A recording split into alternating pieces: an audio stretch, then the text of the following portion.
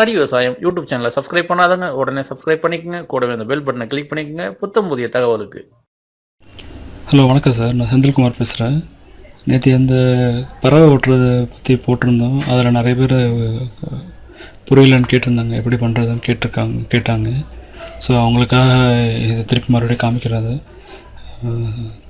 அந்த மாட்டினது கொண்டு போய் நிலத்தில் இன்றைக்கி வச்சுட்டேன். 2 செஞ்சுருந்தேன், 2 கொண்டு போய் வச்சுட்டேன். இது ஃபேன் இல்லை, அதேமாதிரி கம்பியும் இல்லை. ஏன்னா இதை இருக்கிறத வச்சு நான் உங்களுக்கு எப்படின்றது சும்மா செஞ்சு காமிக்கிறேன். இப்போ பார்த்திங்கன்னா இந்த பிவிசி டியூப்பில் வந்து ஓட்டை போட்டிருக்கோம். நம்ம ஓட்டை போட்டதில் அந்த ஷாஃப்ட்டை சொருவியாச்சு. 2 வாஷர் இருக்குது. 2 இந்த பக்கம் ஒரு வாஷர், இந்த பக்கம் ஒரு வாஷர் வச்சுருக்கோம்.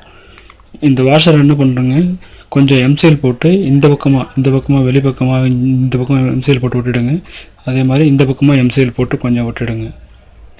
ஓகேங்களா? அப்போ இந்த இடத்துல வந்து ஃபேன் பிளேடு வரும்.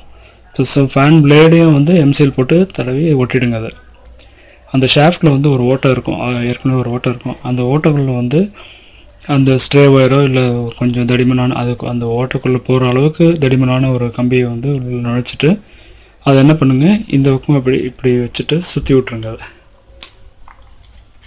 இப்போ வந்து இந்த பக்கமாக சுற்றி விட்ருவோம், அதை அந்த பக்கமாக சுற்றி விட்ருவோம்.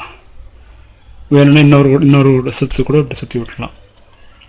ஸோ இதனால் என்ன ஆகும்னா, நீங்கள் சுற்றி விட்டதுனால கம்பி இப்படியே நிற்கும். நீங்கள் சுற்றலைன்னா என்ன ஆகும்னா, சுற்றாமல் நேராக இருக்குன்னு வச்சிங்களேன், அப்போ கம்பி என்ன ஆகும்னா நம்ம இப்படி போய் மாட்டிக்கும், எங்கேயா போய் மாட்டோம். அதில் சுற்றி விட்டிங்கன்னா இந்த கம்பி நேராகவே நிற்கும். அது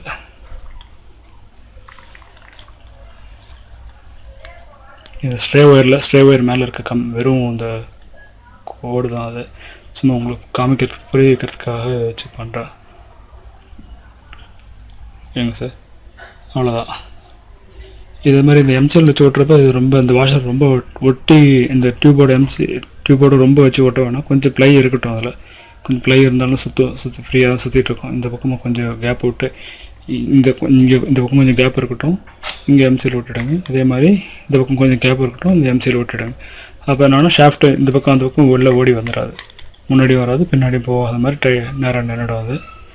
எம்சிஎல் விட்டுட்டு ஒரு நைட்டு விட்டிங்கன்னா காலையில் வரைக்கும் காய விடுங்க. இல்லை ஒரு 12 மணி நேரம் காய விட்டிங்கன்னா டைட்டாக பிடிச்சிப்பாங்க. இங்கே வந்து ஃபேன் பிளேடு அதையும் போட்டுட்டு எம்சிஎல் போட்டு விட்டுடுங்க. வேறு எதுவும் பண்ண வேணாம் சார். போதும் சார். எதுவும் சந்தேகம் இருந்தால் கேளுங்க, மறுபடி சொல்கிறேன். நன்றி.